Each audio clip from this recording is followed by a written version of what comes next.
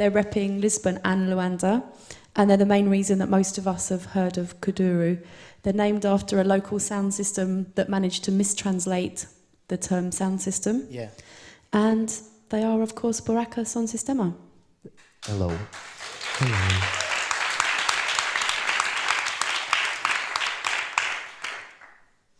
Now, we've got a sense of how you're seen in Europe and America. You've done big shows, you've had big hipster records, and you've made some, shall we say, mad decent links.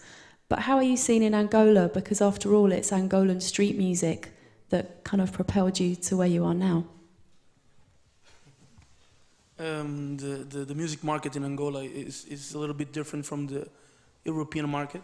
When you get bootleg, that means that you hot and you bang it and you're doing the right thing. And we were very bootleg there. We're cool. People accepting our music. It's cool. And they always got our name wrong. Oh, really? So they mistranslated you too? Yeah. So how are you known in Angola then? No, it's just names of the songs, everything. Like everything is wrong. And the music, I think what they do is like they go to the YouTube links of the videos, and they take the audio like with Total Recorder or something like that. Everything sounds like the whole CD. So it's not just us. Our tunes actually sound a little bit better than the other ones. So it's cool. I've realised though that I was remiss when I introduced you because I didn't actually explain who is on the couch. So for the benefit of everybody here, can you explain who we have with us? My name is João, and I make music with Buraka. And my name is Conductor, and I make music for Buraka also. we're producers, and I'm an MC, and he's also a DJ.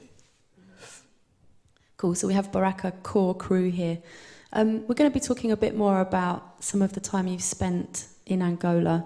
But first off, I think we should talk about your new record. You've got an album dropping next week? Yeah, it's going to come out next Monday, next week in Portugal, and then throughout all over Europe in November, the 10th.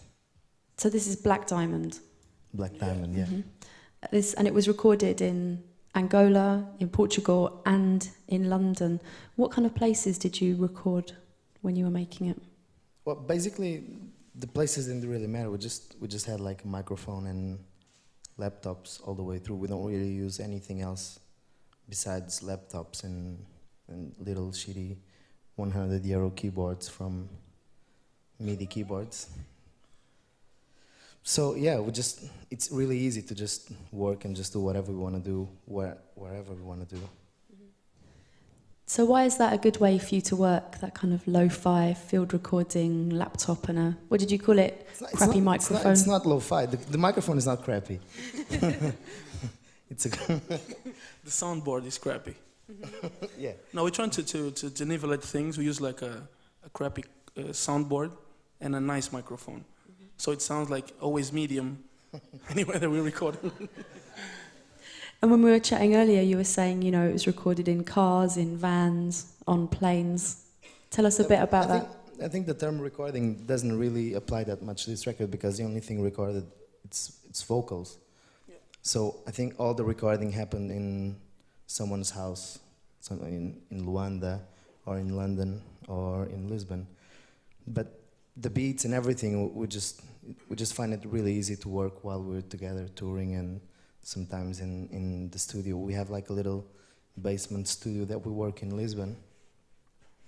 And everything it's pretty much software, and we try and not complicate things too much. Cracked software, so let's be honest. We bought Cubase last week. Yeah, finally. We finished the album and we said like, okay, let's give back. Everything was okay, let's go and buy Cubase. Yeah, let's give something back, was your comment over there. It would be nice to get an idea, though, about some of the bedrooms and houses and kind of homes you've been in to record the vocals for the record. Can you give us an example of one of the places where you captured someone's voice? Yeah, we'll probably be seeing the Sound of Kuduro video in a while. that has a couple of places where we worked in Luanda, and just bedrooms, and then all the rest of the stuff was done. I don't know. It's pretty much simple bedrooms. Like I remember, we were working with DJ Znobia, one of the big kuduro names in Angola. Yeah. He's like the best producer, and we were just there because he just works out in his bedroom with some Behringer speakers and his computer, and we were like 5 of us, and the only place to sit was his bed. Like all of us, we had to sit in his bed, him included, and just listen to the songs like really, really loud. He's here, the speakers are here, and like the woofers kind of Air almost touch conditioner him. is like Yeah, an air it's conditioner. yeah, it's like a fan system. And yeah, well, there's an image of that in Sound of Kuduro video that would be good to see. Yeah, most definitely. I think it would be really good to hear some more about the kind of particular trips you took to Angola, but maybe first we should have a listen to something from the album. Something from the album, Mm-hmm. okay. So we're gonna start from the future and then go into the past. Mm-hmm. Okay, cool. I'm gonna try and. This is the song that opens the album.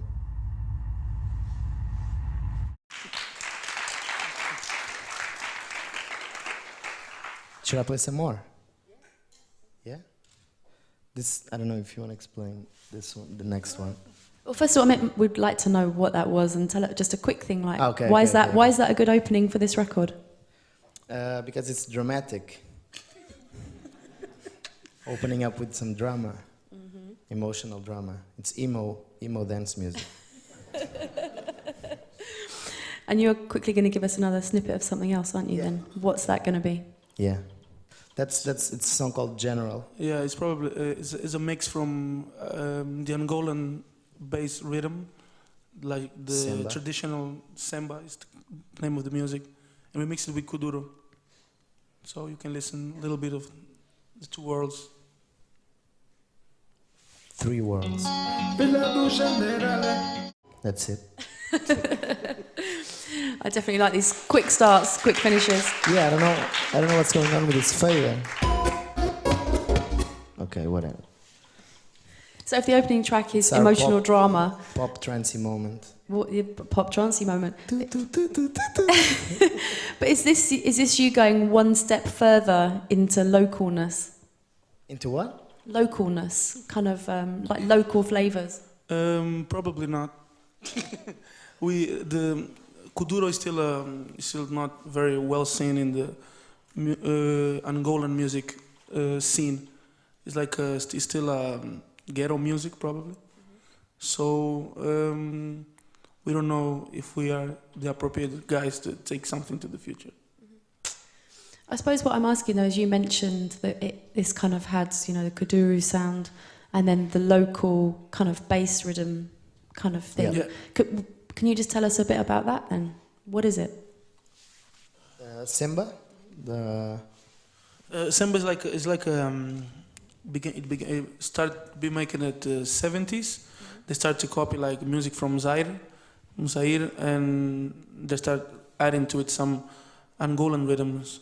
So it end up like a I don't know. I don't know how to explain it because I don't know anything from the Europe that sounds like that. Mm-hmm. You know, like soukous or even Zaire music. You know Franco? Okay, Yeah, like Franco, kind of slower music. They dance it very close, a lot of tango moves. Okay, so where is the samba? Where is that? Like, where does that fit into Angolan culture? Is it like a kind of folky thing or a... Yeah, it's a folky thing. Yeah, it's kind of folky thing, yeah. But they dance it every day, it's like, so... So much like the kuduro, it's very much related to to movement. Yeah, the kuduro is like more like a street soundtrack, probably like street soundtrack. Yeah, you can listen to it in taxis. Yeah, in taxis. And then it's like every time that someone has a party in his house, there's always like time to play some kuduro tunes and get the kids dancing, like the family kids, getting into a competition, dancing against each other. We had that one Sunday afternoon. It was really funny. So what happened? Yeah, A kid it's won, like, but I don't know. I had the same feeling while I was growing up with breakdance, and I remember like I couldn't dance anything, obviously, but I used to think that I did, and all of my friends thought the same. So we just had some strange, freaky battles of not so funky breakdance movements, and that's kind of what happens. Like people just do stuff and they think that they're doing it really well, like little kids and things like that. It's really funny. Trip to Angola. When did you go to Angola and what happened? Well, the idea was to basically we did this before. Well, we had like we chose a lot of beats from our laptops and from all the stuff that we had, and before we started getting really deep into doing the album, we thought about going there for a couple of weeks, and well, obviously we stayed in his parents' house, so we were very much integrated with the whole city and with everything. And yeah, the idea was to record MCs and try and get some footage and just, I don't know, just try and have fun and see what was going on down there. So what was going on? actually, we We're gonna talk about that as well. No. Because no. What happened? What is else that did you do we when you were there? we had like a lot of doubts the way they were recording and making music, making the kuduro tracks. So we went to some producer places and we found out why the music is so MP3 bad quality and why things look so rough. And it's really raw. It's everything very raw. So you're saying when you went, you found out why everything is so raw. Yeah, it's because Why? it's really raw. We were like at the producer's place, and he had like a they start off with Fruity Loops. yeah. Not even FL Studio, the original Fruity Loops. Yeah, Fruity Loops 3. Yeah, This was the weapon of choice of Yeah, most of the producers. that's the standard. And they record vocals into Fruity Loops 3. I don't know how they do it, but they do it. And it's not studio yet. So the sound is amazing.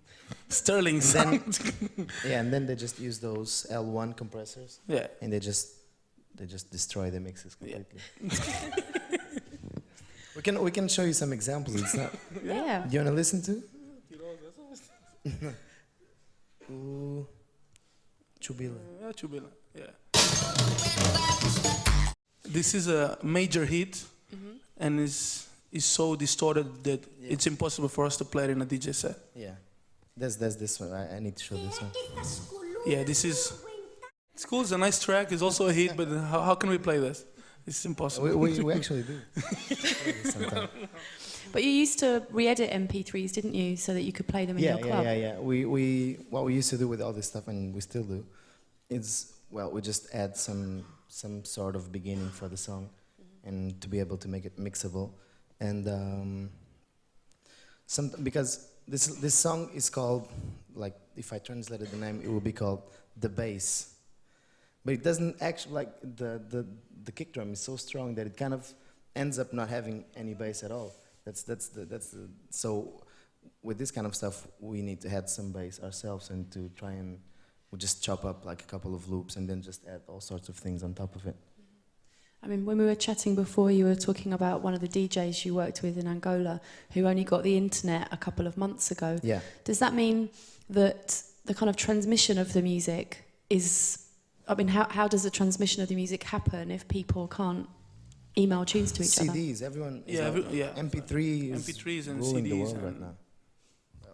That's probably the way. When someone has like a new track, and it thinks that it's like a hot track, they go straight to the guy that makes all the copies that someone is selling.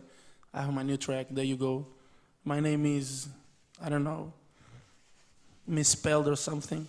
There you go, a new CD. And so what exactly is the transmission route then from Luanda to Lisbon of the music? Who's bringing it over then? Well, there's always a couple of them with internet. Yeah. And that's where we get music from. Like, he needs to live practically on Messenger to get MSN to get all the new songs and to be updated. Yeah, and more than that, there is a lot of the internet in Angola is improving. It's only 1 megabyte speed, and it's very slow to receive some tracks, but it exists, and people are trying very hard to send the new music. Is there any sense that kuduro is being influenced by what people like yourselves are doing with kuduro? I mean, obviously the feedback currently has gone like, you saw kuduro, you felt it, you took it into your thing and you sent it out to the world. Yeah, is kuduro now responding to the world's awareness of it? Not really, I don't know. But we felt really good about the fact that people understood what we were doing, and they saw that we were trying to go into a different direction. We're not trying to be like dishonest and try and rip them off and just show it to the rest of the world, because we do all the music that we put out and everything. We don't really buy loops and we don't do all that kind of stuff, and so and everyone understood that it was a different kind of sound and different kind of approach to the music itself, and actually some of them, like a couple of producers over there, started to ask us like a lot of questions about how we were producing and what we were using, and so yeah, and we had to send some. We ended up setting a keyboard, right? Yeah, keyboard too. I left the keyboard there. I left the microphone there just to, well, because basically it's easy to get another one. But have you, I suppose maybe it's too soon, but I suppose the fact that feedback will then influence It hasn't came into the music yet, I think, but it might. I don't know. It's still it's definitely too soon. And are there any other kind of Portuguese or Angolan sounds or regional sounds or local sounds that you are planning to bring into what you're doing, or maybe that you've brought into Black Diamond? Well, not to Black Diamond. Not really, not to Black Diamond. We only use the samba as being a big music from Angola. But in Angola, nowadays we don't have a lot of music genders that we can apply to kuduro, because it's, besides being too fast for what it used to be, the way they dance and the way they feel music, it's not easy to mix. It's easy when you trying to put it beside some electronic music from Europe, but it's not so easy to mix with Angolan sounds. I don't know if it's possible to show you something from there, so you can have some idea, probably some video. But I'll try to download it here on YouTube. Keep talking. Okay, well, while you're doing that, what about, you're talking about going to Angola, leaving something there. Another thing that you've left there is the kind of work that you did with the producers and with the DJs. Yeah. Nope, what's wrong with me today? Another thing which you left there is the legacy of the people that appear on the album. Yeah. Who's on the record and where did you find them? Well, it's all people that we wanted to work with before, and we're constantly on the telephone trying to get these people. Like there's a one MC that we feel that we try to work with people that we felt that we were going to be able to exchange something with them, and like a guy like Snowy that kind of made kuduro evolve to the point where it is now was someone that had to be on the album. And then kuduro is in a moment where it's a lot about MCing and a lot of kids MCing on top of the beats. And there's one MC who just started off not that long ago. He's probably the only guy that can actually say something very, very interesting on top of the beat, because it's difficult when you're rapping really fast. You will always need to. Well, it's kind of impossible to just say all the words and just talk perfectly and just say especially in Portuguese, stuff. Yeah. And this guy's called Bruno M. I don't know if you want to listen to the song. Yeah, when you say he says something interesting, What exactly do you mean? No, I wasn't. It's not that he's the only guy speaking about interesting stuff. I was just saying that he managed to get the balance between saying something interesting and that people that like me can actually understand, and rhyming really fast, because that's difficult. You end up losing words. You end up having to adjust sentences, and that process sometimes makes the lyrical side of things a little bit more poor than it could actually be. I was just wondering whether or not he was one of the things that kind of, because obviously if you're calling your album Black Diamond, it suggests that there's some kind of like political oil, diamonds, whatever kind of thing going on. Yeah, probably he's one of the guys that makes the name of the album have some big sense. So yeah, let's listen to it, but can you tell us before, what is it, what kind of things is he talking about on it? He's talking about his daily life. He's talking that he's the best. And he has all the girls, and I don't know, he doesn't have a car, but he's the guy that everyone knows in his neighborhood. He just puts it out in a very metaphorical way, like a lot of the good hip hop stuff. Maybe can you just, when you're listening to it, is it not working? Can you like just remember a couple of, after we've listened to it, a couple of particular things he says, and then translate? Yeah, what's he saying? No, he's saying that he's big right now because he still lives in the same old street where he always has lived his whole life. But now he's big because he's singing with us. Oh. And he's saying that he likes rap, he loves rap, but the Angolan rap is not being from Angola right now. So he's doing kuduro, and he can represent what Angola is about. Lots of rapping going on. Yeah, there's a lot of rap in Angola. What was it you were going to show us up here? Yeah, I was showing some kids dancing, but the YouTube got stuck here. Okay, we'll come back. We've got plenty of time to talk about dancing. Yeah. It'd be good to just hear a bit more about some of the other guests you've got on the record. What about who else would be good to talk about? Pongo? Pongo Love? Yeah, we're working with an MC now, and she lives around Lisbon, and we just started doing some shows with her like a couple of months ago, and she's really talented. I think she writes really well and records really well in the studio. Not just it's more than just having like stage energy. I think she responds really well in the studio as well, and because I think the main thing on this kind of stuff, and when the beat's so fast, is when you can actually do like a hook that you can play around and stick it to someone's head, and just try and make it and stay there for a while, so that everyone sings it and remembers it, but making it interesting at the same time. It's not just a matter of just selling records or something like that. It's also a matter of just improving someone's moment somewhere. So you're talking about making things catchy and memorable. Because it's like chorus and tends to go on to like some playing around with words and doing stuff that like sometimes not actually using real words, just playing around with sounds, and he used the vocal as a percussion instrument, and just try and make it as strong as possible. Do you have any other advice for producers who are using kind of street up music, local music, street sounds basically? No. What kind of advice? I don't know.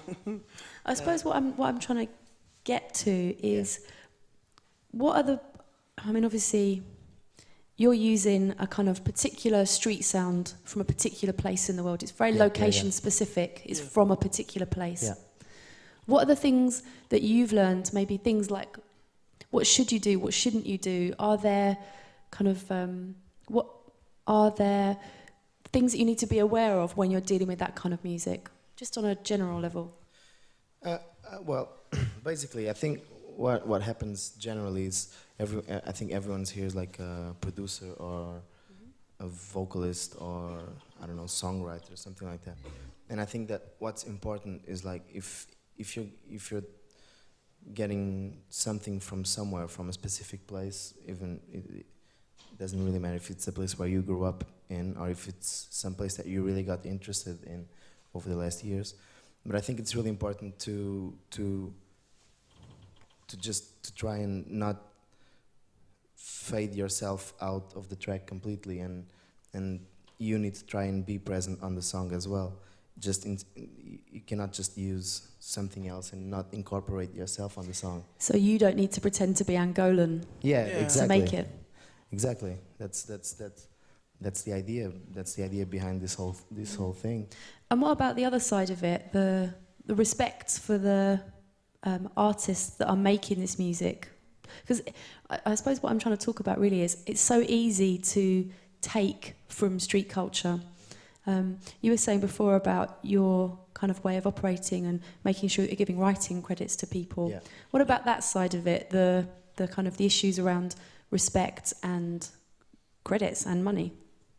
Yeah, there's definitely a lot of people who tend to just grab something and try and show it off to the world and get credit from it, because it's obviously that no one's ever going to hear about any of these kuduro artists that we're talking about right here, and probably not again in their whole lives. I hope not, but the thing is, when we work with them, and we just want to give everyone their writing credits, but even they're probably not going to get them anyway, because they're not registered into any kind of writing society, blah blah blah. So, and we just do it anyway, and we tended to invite people to work with us instead of just buying people out and just try and pay for something and just bring something home in return. Because one of the criticisms that can be levelled at this kind of sound, this kind of, global is such a useless way of describing it, is that it's kind of a magpie thing. It's people coming and kind of magpieing, taking the kind of glittering, brilliant street art music from around the world and packaging it as their own. How do you feel about that? To us, it's kind of natural. That's the way we grew up. We listen to all the kind of different music. So mix it up is nothing. We don't see it like something bad. We just don't take any profit from anything that we didn't build from zero. We try to make it in the most professional way and try to treat everyone as like they were the most professional guys ever. So that ends up making us like someone that likes the music and is like making the music because they love it. And as soon as you got the credit from the people who makes the original music, you're just doing it.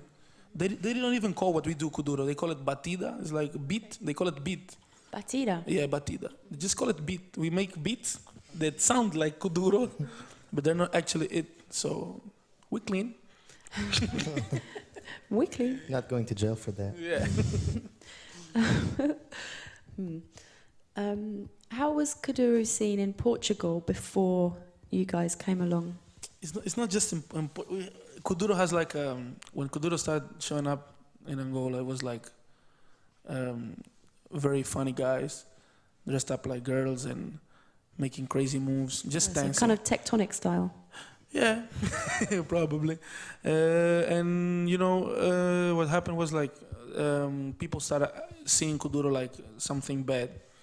It was like something a little bit like not serious. Like yeah, kind of not a serious way of music. There's still a lot of debates about it, about the kuduro not being a real Angolan music. And in Portugal, of course, when a lot of immigrants and a lot of Angolan and Cape Verdean people live in there, there is a kuduro scene. Not in clubs, but people listen to it in schools and the first guys that showed up making kuduro was those kind of guys, like dressing like girls, dancing like girls, and swinging their asses. And it's not all about. And men. One of them had a broom. Yeah, the name his of dance was like dancing around with the broom and everything. The name of the guy really was fun. Maninho with the broom. Yeah, and there's a big association about what kuduro is and what those guys used to make. Why is that? Can you explain? Because there's some of the media, they gave a lot of attention to them, because they were funny, they were stupid, and everywhere they show up, they were like, Not proper media, just, Yeah. just like stupid TV Yeah. shows. But and- what I want to know though is, why was the dancing like that anyway? Where did this kind of like girl thing come from I don't know. originally? I don't know.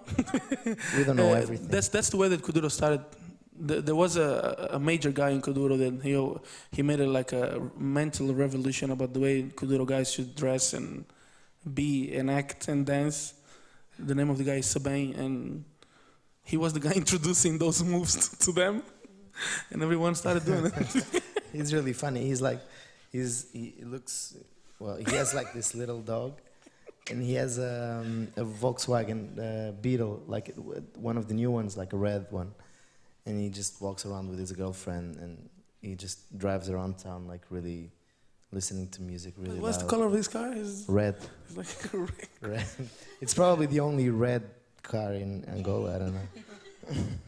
But can I just clarify something? You're talking about the kind of early kuduro dancing being very feminine, guys dressing Yeah. like girls, No, it's- dancing like girls. I've seen like the used boys, to be. It used to be. kind of their like, you know, butterfly kind of dancing. Was there a gay element to it, or was it different from that? It's just, you know, Spain was always like I don't know, probably the most show-off guy I ever knew in my entire life. And that's the way he is, and that's the way he presents kuduro to the people. I remember I went to a show in Lisbon, and the guy, he showed up from nowhere, and he was wearing like a crazy, I don't know, what kind of t-shirt was that? He was like, it looked like a mirror t-shirt. Like what?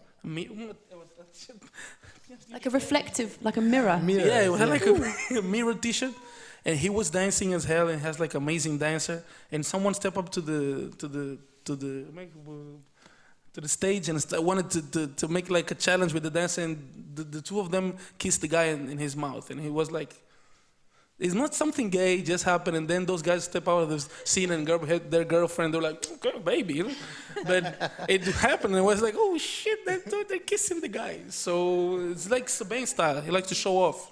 And he was huge, yeah. So that kind of influenced Yeah. a lot of. He's at one least of the best image. performers that in the kuduro scene, still nowadays. So it's like a different expression of masculinity than maybe Yeah, probably. we would understand in Western Europe. And it's also like a question of, there is this one guy who's really doing this thing, what we were describing obviously, and then there's a lot of people that are working around him, and but people tend to notice the craziest guy ever. Like, people kind of tend to focus on one icon and one person, and that thing kind of becomes maybe just becomes too much generic, and people try to apply it to the whole genre instead of just thinking that this guy is just weird, and there's like really regular normal guys around him. So that's the YouTube effect then. We see the kind of crazy guys on YouTube, but we don't see the kind of like less crazy people Yeah. around them because it's Yeah. less interesting to watch. Yeah, a little bit. Yeah, definitely. That's a problem. Is this the time then to get some YouTube moments out? Are you no? Or how are we doing for stickiness?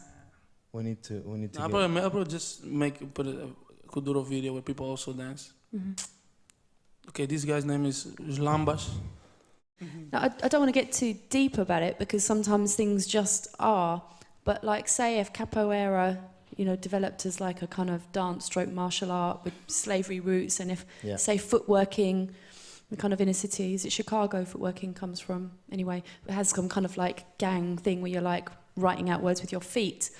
What does kuduro express?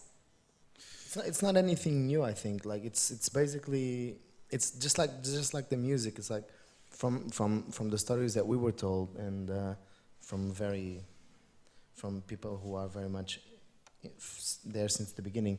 It kind of started off as them just trying to do house and techno.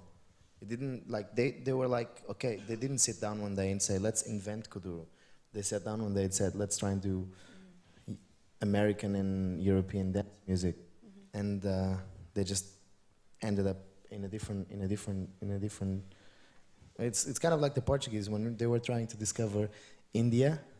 they just went to America, and they thought that they just arrived to India, and then they started calling everyone Indian, and some weeks later they discovered that they didn't. So it's kind of the same thing, and the dance thing is exactly the same thing. They just incorporate elements from what they see and from what they think that will fit into this kind of BPM and this kind of tempo, and obviously a lot of breakdancing and a lot of all those crazy moves. I think probably what's more the element that I think that it's more less known throughout the rest of the world is like doing strange faces and doing like strange movements, and that's a really big element in the dancing as well. Where does that, like, what's You Angolan? you saw that in the video? Yeah, but what's Angolan about that?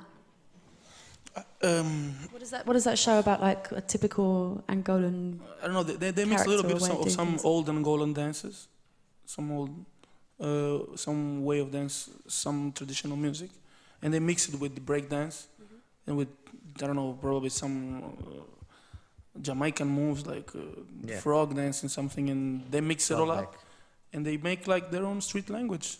It's like, they call it just kuduro. All of the dances, as soon as a nice music drops out, hot music, they make a dance for it. So it's like, I don't know, probably in the reggae scene, they make all of the dancehall scene. But like in the 70s with the Angolan funk stuff, were there dances that went with that? I don't know. I don't know. I think that there was more like traditional dancing. Yeah. Like just a guy grabbing a girl and just doing whatever. Traditional dancing, guy grabbing the dance girl. that everyone does in the world. That's a traditional But like when thing. you started to say traditional dancing, I was thinking, oh yeah, it's like some circular Zulus. thing, or like there's some, you know, like traditional dancing from anywhere in the world. There's a lot of tribes. There's a lot of tribes in Angola, so it's normal. There's a lot of things that I haven't seen that they can mix it to the dance, and I actually don't know. There's a lot of kuduro that has like the name of Angolan something tribe that I don't know what it means. And there are different types of kuduro as well, aren't there? Like, I remember you saying before, like there's religious kuduro and gangster kuduro, and we don't brought any like religious triple X kuduro. rated kuduro. Like, how does that work? It's the same as any other genre, basically. Just people who tend to go more into one direction than the other, and they just end up with different results. I suppose, you know, that's the same spectrum really as having hip-hop artists, you know, Yes, thanking God in their liner notes, and then at the other end you've got your kind of strip joint guys. We're going to play another thing off the album, aren't we, which perhaps is the most directly related, rephrase. How about we have a look at the video for Sounds of Kuduro? Okay.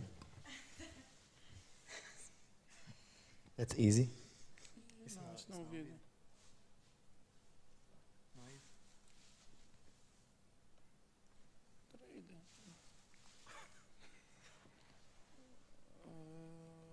Onde é que está o vídeo, amor? Eu não tenho, tinhas tirado do YouTube. Não tirei. Não, mas tinhas de abrir. Do YouTube. Ok. Não tens aí? Okay, well, while you're figuring it out, do you want to tell us about it first? We don't have the video. We don't brought the video. We're the best. We brought a lot of things from someone else. YouTube.com. Yeah, it's gonna be like YouTube.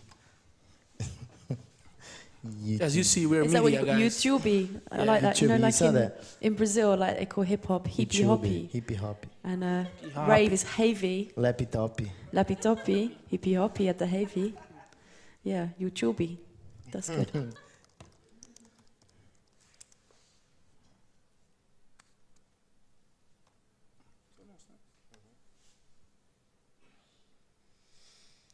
Ooh. You might need some sound again, or you got it?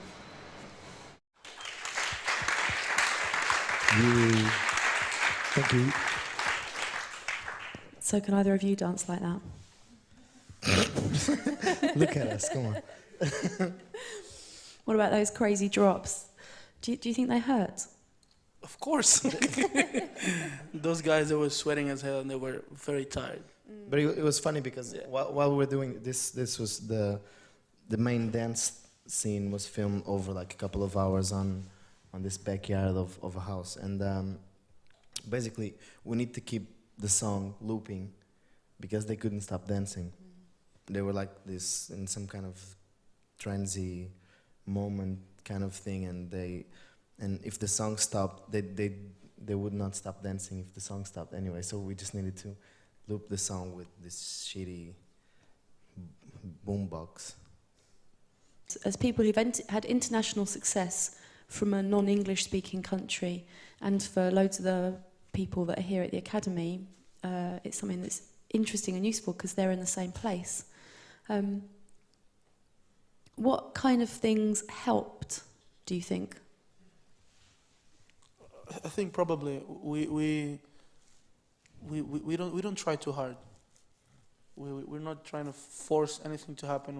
We're not trying to look like Lil Jon or like Jay-Z or or even like the Zulus or like something.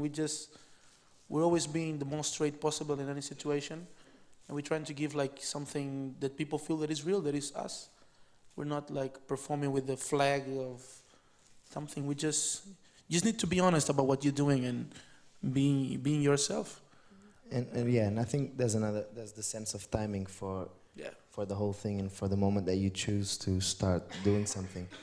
Like the way I felt about when we started off with Buraka was that there was actually a big void for this kind of experimentation with music that had roots in countries in Africa that no one has heard of except in National Geographic documentaries with lions and things like that. And the fact is that there are huge cities there, and there's as much urban music as you do in cities in Europe and around the world. So I felt that issue, and I wanted to, like, one of the reasons why this whole thing started was that we wanted to bring that up and to recognize that kind of thing is happening, and to do a video like Son of Kuduro, which was basically recorded with handycams and things like that. It's like, I don't know how many people here have ever seen one image from Angola besides the video of Son of Kuduro. So I think, I don't know, probably not that many. And so I think there was definitely a void there, and there was something that we felt that we could fill up and try and give that information out and try and give an image of something outside of survival channel documentaries. Do you think that's a kind of micro example of the big difference generally between the kind of the Western world's perceptions of Africa and the reality? Yeah, of course. Sure. You have a lot of electronic music in Africa and no one talks about it. I don't know if there's someone here from South Africa? Next term. Okay, they have like Kwaito, and they have like a lot of genders in Namibia or something. Nowadays they have like a gender called sukus that looks just like electronic music. Has grown so much. So there's not only the old guy with the big head near the old tree playing the guitar. They have like big guitar evolution. Made of coconuts. Yeah, it's really, they have a big scene in clubs. I mean, you just gave the example of the fact that there is urban music in Luanda. What are the other urban African music scenes that interested parties should be checking out? I don't know. We know about ours. You need to figure out your own. Yeah. Yeah, good point. Figure out your own, everybody. Yeah, you need to go there and figure out your own. Mm-hmm. You're going to be involved with the Africa Express project, aren't you? In the UK with Damon Albarn from the Britpop band Blur. What's happening with that? What do you know about it? I know it's going to be a big show with lots of artists collaborating with each other on stage. We were really afraid to participate in the beginning because they were talking about doing a jam session. And and the whole concept of jam session is kind of funky and strange. So yeah, and now we know that there's like a day of preparation before, and we can kind of build something and do something. I think it's going to be like 3 or 4 hour show, right? Yes, I mean, yes, I think it's a big thing. It's a big show, non-stop show, with all kind of artists coming in, European and African artists coming in on stage, doing something and coming back whenever they want to, I think. But to return for a second back to this point about non-English speaking countries, do you think that's I mean, there's so much music now coming out from everywhere. Yeah. Is it still a hindrance coming from a is it still a non-English? what? Yes. Is it still a hindrance? Does it still make it more difficult if you live in a country where English isn't the first language? I think we're in a good moment to show other kinds of music for strange places, from strange places in the world. And well, obviously, the evolution of music and people like M.I.A. obviously and Diplo and what he did with Funk, for example, and all that kind of stuff just gave awareness to everyone that music does not come only from New York or London or Chicago or anything like that. And like people like music, and like even things that like reggaetons and stuff like that makes you aware of music and aware of that you can have more stuff in the Caribbean besides reggae and dancehall. It really does seem true that this idea of like a musical epicenter in, you know, New York, London, Chicago, a couple of other places, that idea seems to be over. Yeah, the question is that, you know, you have like a lot of guys like with our age or even younger than us, that they grew up like listening to I mean, in Africa and in some places in South America, they grew up listening to whatever the radio plays, but at the same time they grew up listening to the music their dads are dancing or the old guy and around the corner is making. So it's normal for them trying to make like the next step. And to some people, reggaeton just born up like 3 years ago or something with the gasolina, but reggaeton has been like walking around the South American scene for more than 10 years probably. 10 or 13 years. It's like kuduro. Kuduro has like 10, 13 years that has been like there, and everyone is just looking to London and to US, and there's a lot of artists that they know that they're tired and they're bored of always playing the same BPM and making the same mixes and being predictable. Everybody's buying Serato, making the same thing with Serato. So it's normal. People want to grow and to make something new. Of course, that M.I.A. and some of the artists they make people awareness, but people they're not still aware of what's happening. They should like leave the country and be there and see what's happening at night and see the scene. Something that really surprised me when I came to Lisbon in the springtime was that there doesn't seem to be anyone else who's using kind of the local music, the music that's related to you and your roots, in their music. All the kind of young hip-hop producers I met wanted to make Dilla beats, wanted to make, you know, we're into like American hip-hop. And we all had, Wajid was there as well, and we were talking to loads of people about like, you've got all this stuff, why isn't it informing the music you make? Is that accurate? Did we just not meet the guys that are kind of following on from what you're doing? That's the void that I was talking about. So we just... That's one of the voids, because what we're doing is not so in the stream of the Portuguese music. You know, we're not using like folklore from Portugal, but there's a big void in. I don't know. People like to feel that they're on top of things and doing the latest thing that everyone is listening to. So there's a lot of producers. They feel like they're J Dilla nowadays. Anywhere, it's not only in Portugal, in Angola. There's a lot of producers feeling that they're Kanye, and they're feeling that they're the next R. Kelly. So they're just feeling themselves like something, but they have no identity at all. You cannot feel like, okay, this is from there, this is done from there. It's not just sampling the old music and putting some beat on top of it. It's like you need to have the feeling, the whole vibe thing around the music you make. And that's missing in a lot of places, not just in Portugal, or it's worldwide, beside big cities that we were talking about making music. I mean, one thing that struck me when I was listening to the El Guincho album is that, you know, El Guincho, is that all the kind of like international music that's suddenly become like acceptable in a mainstream way, it's all had local flavour. It's like baile funk, or it's kuduro, or it's whatever, but it's all kind of like wrapped around big like beats and bass lines and a kind of like American UK sound system heritage sort of chassis almost. Yeah. Do you think with records like that, the time has now come where you can come with a completely local flavour without having to have like big, obvious UK and American bass and beats?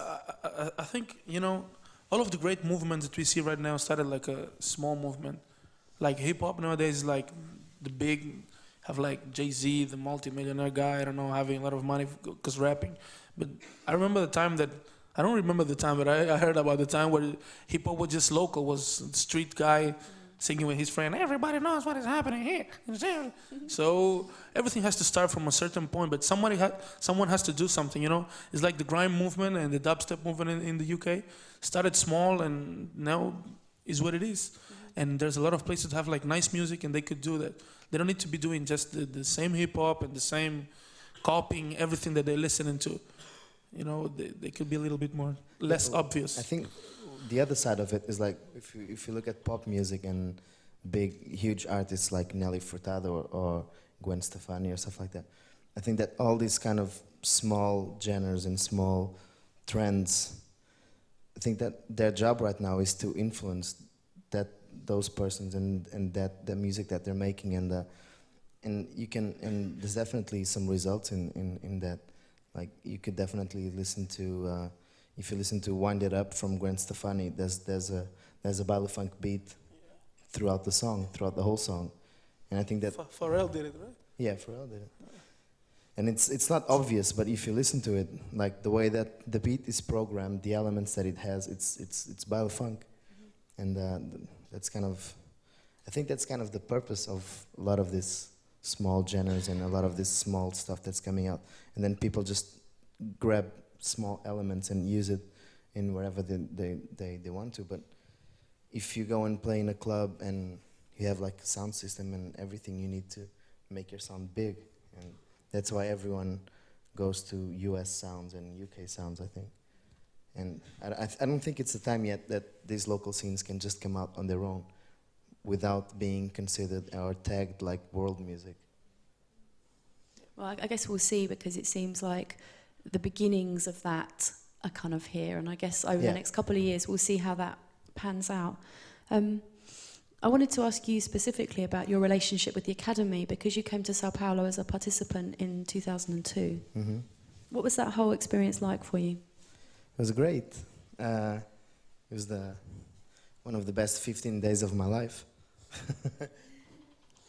Yeah, it's I don't know. It's like a strange moment where you start feeling that you're doing something right because someone chose you to be here and to participate in this on the Academy. You're like, yeah, I definitely did something right in the process of starting this whole thing, and yeah. It was I mean, I was there doing the same thing that I'm doing now, and it totally blew my mind, to be honest with you. Inside out, backwards, upside down, all different directions. But one of the things that really stuck out was Madlib being there and just kind of hanging around with him and all those guys and just seeing what they were doing, as well as like all the drummers. There was M.I.A, And all the James Gadsden, Brazilian guys, all the Brazilian guys. And it was really inspirational. Was there anything specific that sticks in your mind about it? Yeah, there's definitely some good moments, and I remember the Brazilian time show that was huge, and I remember like it wasn't a building as big as this one. It was a much smaller building. It was like a 2-floor house, and I remember like and also didn't have the same studio installations as there are now. So it revolved more around DJ studios, like small rooms with turntables and CDs and mixers and all that stuff.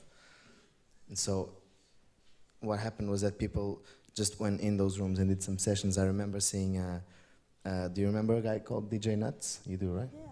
I remember seeing him with the turntable and just doing something at the same time as there was a guy playing berimbau, the Brazilian instrument. Just the two of them, just having fun for like 5 minutes, and it was obviously something wonderful to watch. There was like all these little things happening in different places, and that was great. And obviously, your kind of like passing through of the Academy is only, one moment in the kind of broader journey that took you from, like guys at home doing whatever, to being kind of fully formed musical outfit. But the academy time also led in a couple of specific ways to your first 7-inch and to a sound system. Yeah. Can you tell us about both of those? Yeah, we did the first 7-inch that we did with Buraka was paid for by the good folks at Red Bull in Portugal, and well, obviously, I created some kind of relationship with them by becoming a participant, and they were very supportive. Before that, I had done another 12-inch. Before that, I think it was after the academy. And basically, it was this beautiful 7-inch with a really nice sleeve, and everyone went nuts about it. That was the good part of it. What about the sound system? Well, about the party that happens every year. That was probably our because the whole Buraka thing started off as kind of a club night / DJ thing, and when the club shut down, we did it like 4 times, and then the club had to shut down and move to a smaller place, and we stopped doing the night there, and we got to a point where we had to decide what we wanted to do with this thing that we created over the last 4 months, and so we decided to just do like a band or a project or whatever, and the first time that we played like a big show was with in a party that happens every year. It's one of the biggest street parties in Europe. It's like everyone goes out that night in Lisbon. There's almost like 1 million people in a couple of areas of the city. Everyone's eating sardines and just walking around. And so Red Bull just puts a huge sound system in one of the best places, and with a view to the river. And there's all sorts of stuff happening on stage, and we were one of them. And you've developed your live show in a kind of very energetic direction. I know that you've got some footage with you of some of the things that happen at a Buraka event. Yeah, I mean, I remember like shows while I was growing up and going to festivals and all of that. And one image that was really stuck in my mind was the first time that I saw The Prodigy. Oh yeah. Yeah, I was just. I mean, I couldn't keep my mouth shut. I just looked at it for like 45 minutes, and that's the kind of impact that we. Well, I don't know if it happens, but that's the kind of impact that we try and do on our shows. Just forget about language, forget about whatever, and here is the music as hard as you can possibly imagine, and try and make it as strong and emotional. Again, emotional. Me dancing. That's the wrong idea.